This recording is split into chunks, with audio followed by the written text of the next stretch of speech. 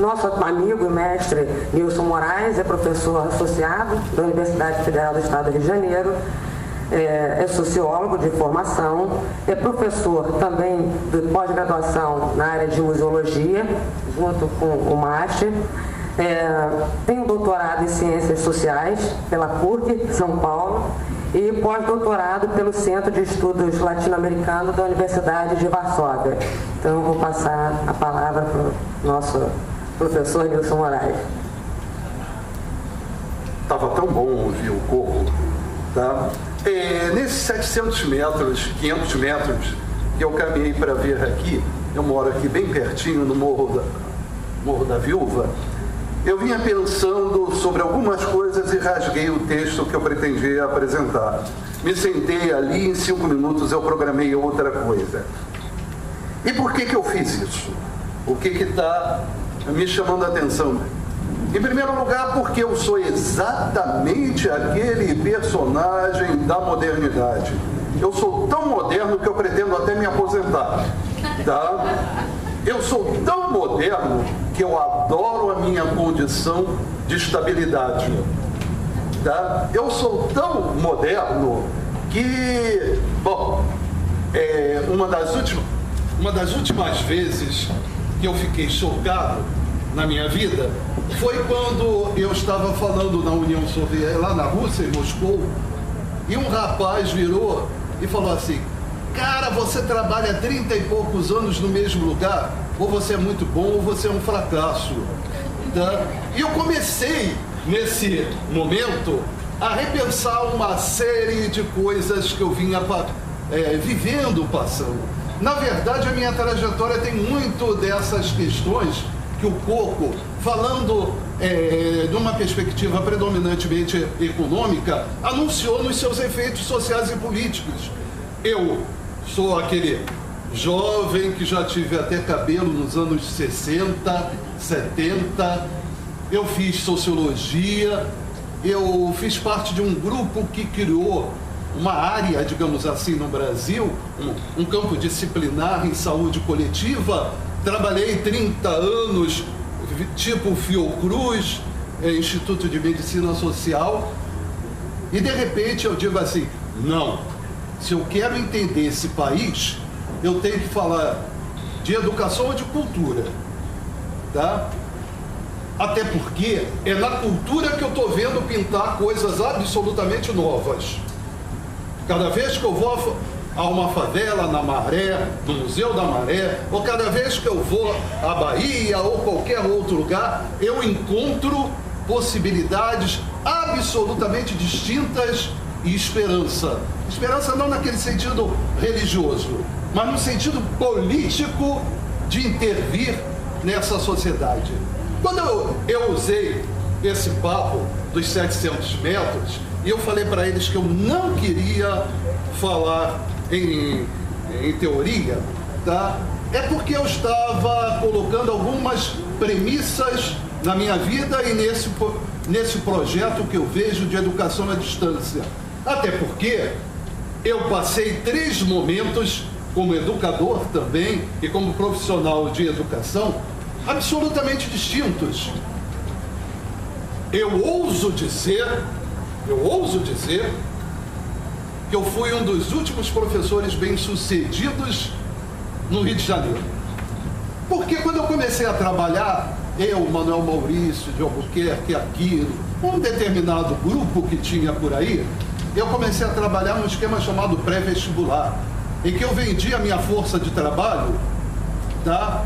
Era explorado ao extremo, e eu tinha um padrão de renda, que é um dos elementos que ele destaca na análise para a compreensão dos fenômenos contemporâneos, extremamente elevados, o que me permite até hoje viver de vagabundagem, tá?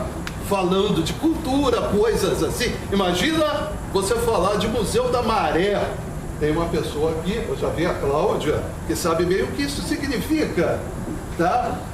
Mais do que isso, eu depois, provocado por um professor que eu tive, Darcy Ribeiro, eu fui dirigir um CIEP, tá?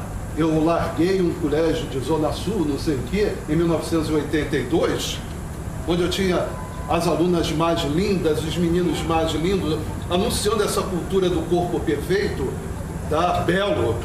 E fui para Realengo, lá depois da Avenida Brasil, era vizinho de um CIEP, Thomas Jefferson, o CIEP, o motel era Bariloche.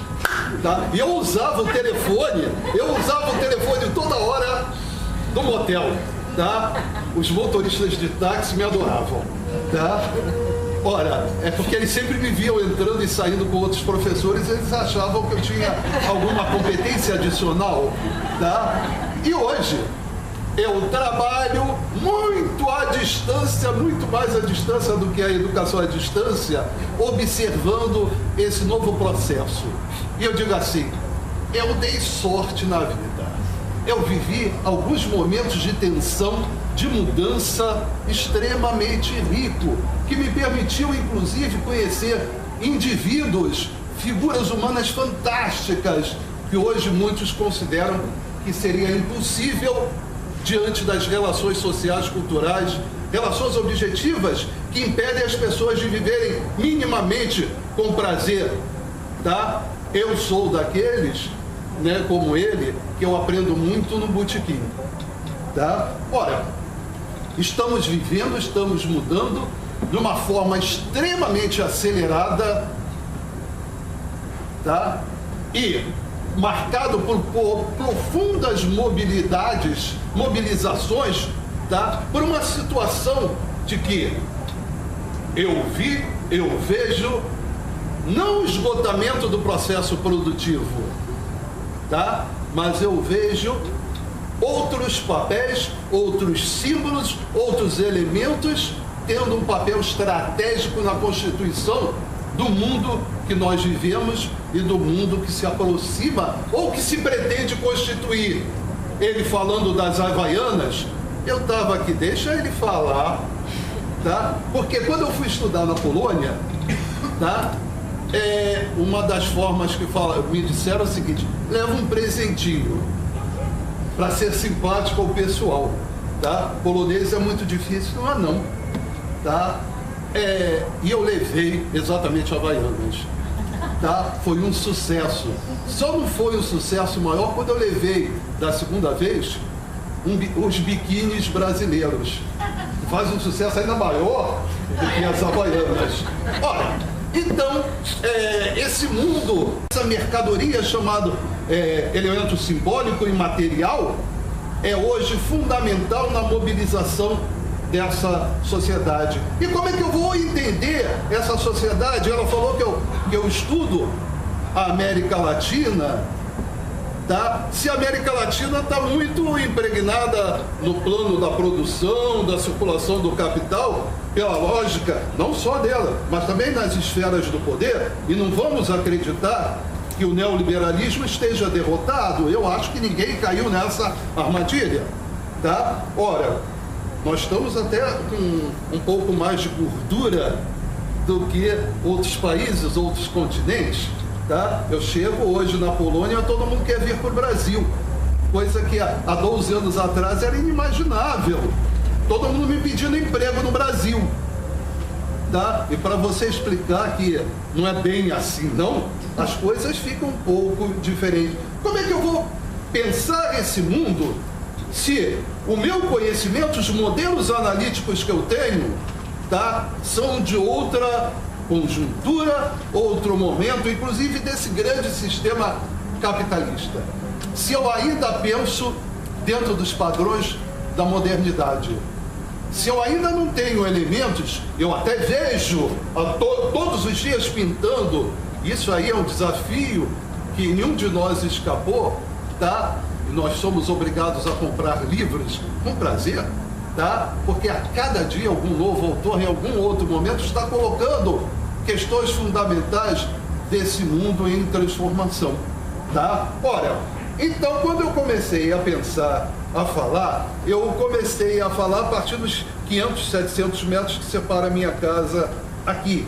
E os momentos de reflexões, de mudanças na educação, tá? Aquela educação que bastava ter a professora, a diretora, as professoras e os inspetores, que tudo funcionava na escola, até mesmo porque negro não entrava, ou quando entrava era expelido, tá?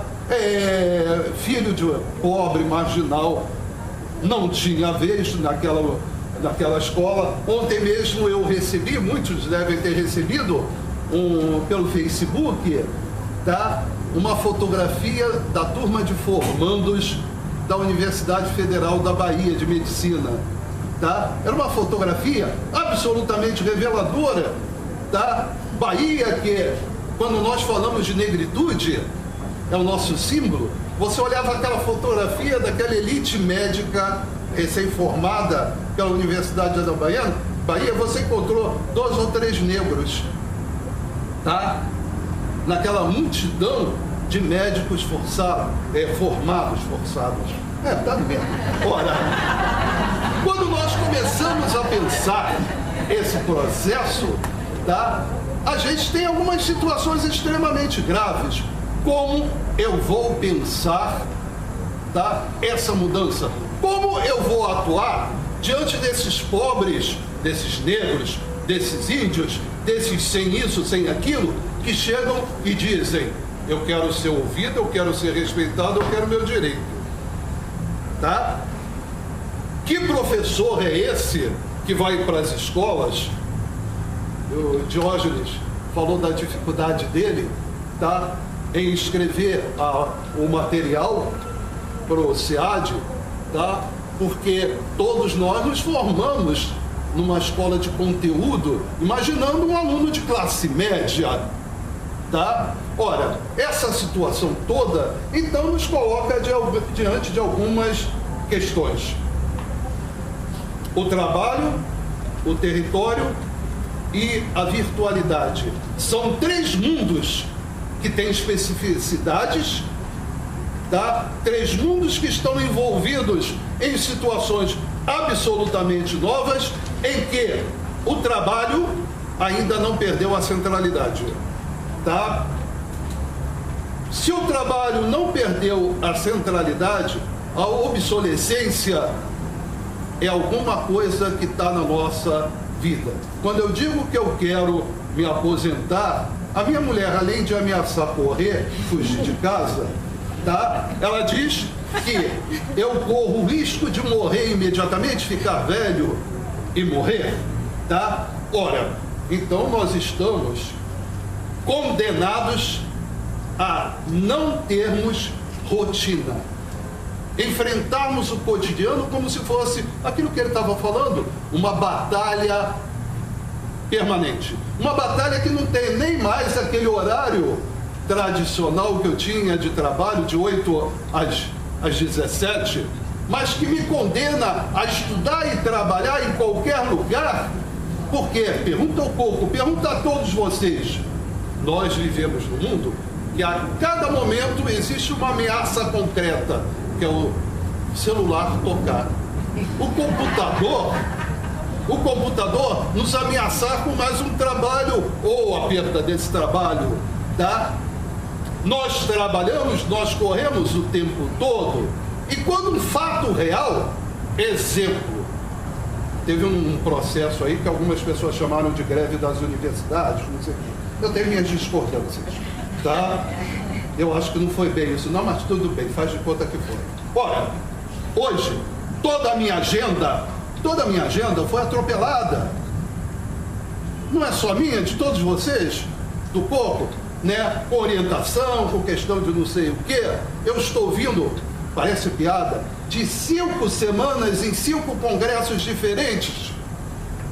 Tá, ainda bem que teve a greve, porque eu estou há 3 meses sem trabalhar além da greve. Ora, 5 congressos que teve que juntar tudo assim, aí você sai do Enancib, vai para o ICOM, vai para não sei o que, você já não sabe mais aonde você vai, você sabe que vai, tá? Ora, você sabe que vai falar. Eu vim todo contente para o Rio de Janeiro na semana passada, crente que eu ia sentar, escrever legal, estudar os textos que eu queria, tá? Estudar, ler, né? Eu vi um texto do livro da Sarita que você escreveu, eu falei, eu quero ver. Não, eu tive que participar de uma banca de doutorado, tá? Que terminou ontem, tá? Porque tinha não sei quantos candidatos, então a gente atravessou segunda, terça e quarta, que deu um feriado, tá? Segunda, terça e quarta nesse processo dolorido, tá? De avaliação. E tem um negócio. Quando eu era garoto, eu me lembro que se criou um negócio chamado residência médica, que era uma forma de prolongar, tá, o treinamento, a formação dessas pessoas para jogar os futuros médicos no mercado de trabalho mais tarde. Hoje, eu tenho uma outra realidade, tá? Via plataforma Lattes, não sei o que, a gente está completamente controlado, tá? Como é que eu diria? Nós estamos... O processo que Foucault e outros começam a falar de capitulação do sujeito, tá? Nós estamos completamente capitulados por todas as estratégias institucionais que te obrigam a publicar. Pouco eu entrei em crise, porque a minha revista caiu para a Qualis B, eu queria saber por quê. Tá? Eu fiz tudo, eu botei gente qualificada para escrever, não sei o quê, caiu para a Qualis B, que problema, eu fiquei 3 dias sem dormir, tá? Quer dizer, eu estava num congresso, sem dormir, olha, você fica angustiado o tempo todo, essas demandas, tá? Olha, então você está aqui, mas não está muito aqui porque você está trabalhando, está estudando, está se informando, tá? Eu não estou nem falando daquela velha história que a minha mulher, todas as mulheres viveram, das suas multi-atividades, esposa, mãe, não sei o quê, que ainda tem que resolver o problema dos filhos, que ainda existe. Ainda existe filho, ainda existe escola, por mais maldita que ela seja. Ai, que vontade de rever The Wall. Quando eu vim para cá, eu pensava naquele filme que o Pink Floyd fez, The Wall. Eu dizia assim, olha, é a coisa mais atual que eu ainda conheço, tá? Bem velho, mas ainda é a coisa mais atual, tá? Eu sou do tempo que, para falar de educação, né, a gente falava muito de Summerhill, de algumas experiências de libertação, de práticas pedagógicas inovadoras. Eu estou falando, não estou preocupado com isso, não. Não quero saber de teoria hoje. Olha, tem que tomar café. Bom, então nós estamos falando exatamente de um mundo que se transforma, mas não transforma na velocidade, na intensidade, na complexidade ao mesmo tempo. As pessoas ainda continuam querendo emprego estável, as pessoas ainda querem se casar. Eu não quero me perder a minha mulher, não. As pessoas continuam querendo algumas coisas do qual a nossa formação foi fundamental. Tá? Então, para analisar a convivência desses mundos modernos com esses mundos tradicionais, tá? Que por vezes produzem choques, tensões imensas, a gente tem que colocar algumas questões. Bom, só para ser rápido, tá? Quando eu vim para cá, eu pensei o seguinte: será que a escola, será que nós já conseguimos nos livrar da maldição dos conteúdos, das relações perversas professor-aluno? Ou será que agora a gente tem outros mediadores que exercem o mesmo papel autoritário, concentrador, às vezes, de informação, ao contrário do que a tecnologia, do que a proposta pedagógica, ou as possibilidades que esses instrumentos, essas ferramentas informacionais nos permitem, tá? Será que a gente ainda continua pensando da forma tradicional? Qual é a eficácia, tá, do ensino à distância? Dá para a gente pensar o ensino à distância considerando o ensino presencial? Será que nós não estamos condenados a ter que pensar outras metodologias, outras questões? Exemplo, eu só dei um cursinho de ensino à distância. Um dia desse, eles combinaram em rede e apareceram na minha casa. Tá? Apareceram na minha casa, não foi surpresa, eles comunicaram, tá? Só que eu não sabia que o Fluminense jogava naquela dia, tá? Foi uma angústia, tá? Bom, eles apareceram, vieram do norte fluminense, tá? 6 pessoas para conversar, dialogar, foi fantástico, porque eu não conhecia eles, eu dei o meu cursinho, tá? Eu não sei nem como é que ficou a avaliação, mas nós mantemos o contato e tem gente querendo trabalhar no SUS. Eu fiquei feliz, tá? Professor tem essa mania. Aliás, nós temos essa mania, quase todos nós viramos professores, exatamente porque nos apaixonamos por outros professores, por outras disciplinas, né? Daí a nossa pobreza que se reproduz o tempo todo, tá? Ora, nós somos ainda movidos pela paixão, pela intensidade, pelo carinho, pelo afeto, pelo compromisso. É um pouco cristão. Eu falando, às vezes, eu acho até que eu me pareço um pouco com o Chico Alencar, tá? Com essa coisa assim, de apaixonado, de crença no ser humano, tá? O que significa esse discurso, tá? Que ele colocou aqui, que é fundamental, da qualificação, tá? A qualificação, o ensino permanente, essas coisas, fazem parte de quê? Tá? E o que significa esses ambientes presenciais, virtuais, tá? De que forma você pode estabelecer relações absolutamente afetuosas, cúmplices, solidárias, tá? Com pessoas que você não conhece, que às vezes não é nem uma figurinha naquele negócio, naquela plataforma que a gente recebe de educação à distância. Tem gente que tem uma figurinha, tem gente que não tem figurinha, tá? Ora, isso significa que algumas palavras para a gente passam a ter outros significados. Rede, tá? Interação, tá?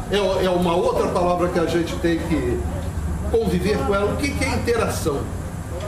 Até que ponto interação é uma relação que coloca as pessoas em posições de construção e não de reprodução, tá?